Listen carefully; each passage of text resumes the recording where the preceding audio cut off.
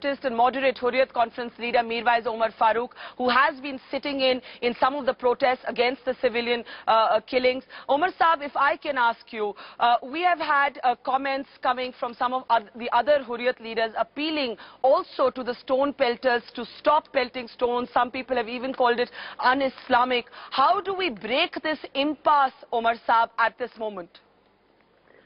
First of all, Varka, let me say that it's rather unfortunate that, if I am a part of the panel, you should give me ample time to clarify what our position is. And I think it's really, really sad that we have been watching the media channels over the past 1 week and the so-called Kashmir experts sitting in air-conditioned rooms and passing judgments on Kashmir. And it's really painful, it's extremely painful and humiliating that after killing innocent students, your channels are calling them as agitational anarchists, mobsters, gangsters.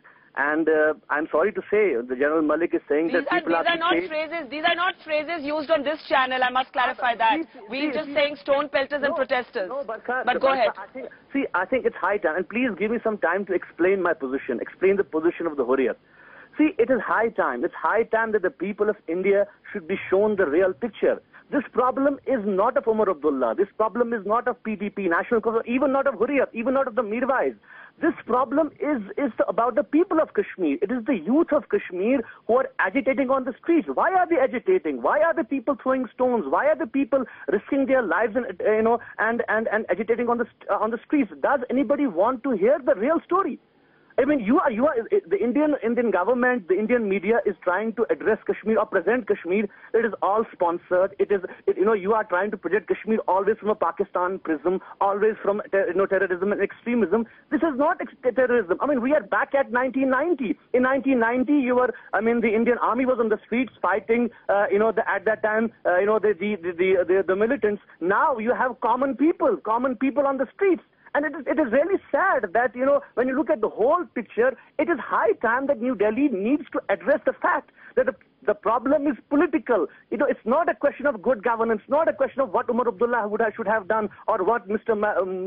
Mufti would have done. It's a question of simple question is that the issue, the Indian government is trying to procrastinate the issue of Kashmir. There is no political will in Delhi to resolve the issue. We risked our lives. We started the peace process. We went to Delhi. We went to Pakistan. We gave suggestions, but not a single suggestion is being heard by New Delhi. I mean, forget about, Can I ask you, Mirvaiz Umar Faroq, on the issue of dialogue? Delhi has been trying to engage in quiet diplomacy with separatist leaders, including you. What happened to that dialogue process? No, Delhi is in search of peace. I am not in search of peace. I am in search of a solution. They want the peace of the graveyard. They want the people to forget that 100,000 people of Kashmir have died in the last 20 years. They want to talk about development. They want to talk about the youngest chief minister, how he is doing in Kashmir and how tourism and everything is so hunky-dory in Kashmir. And suddenly, somehow, how did this happen? Every channel is saying, okay, who is doing this? It is a separatist. It is elite. It is, by locking down the Hurriyat leaders in houses, by arresting us in our houses and jails, you are not going to solve the problem. The problem is, let me be very candid and very honest.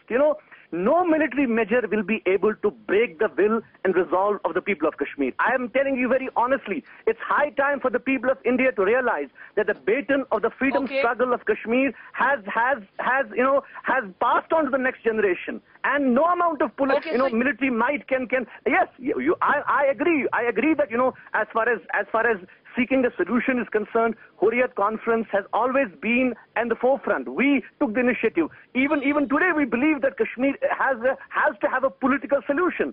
But you can't have a political solution in isolation. You can't talk about political solution and continue to genocide the people of Kashmir. I mean, just look at it. Come to Kashmir. I want to just listen to me first. I want to tell the people sitting in Delhi, come and visit the families of Kashmiris who have lost their children. I think you make a fair point.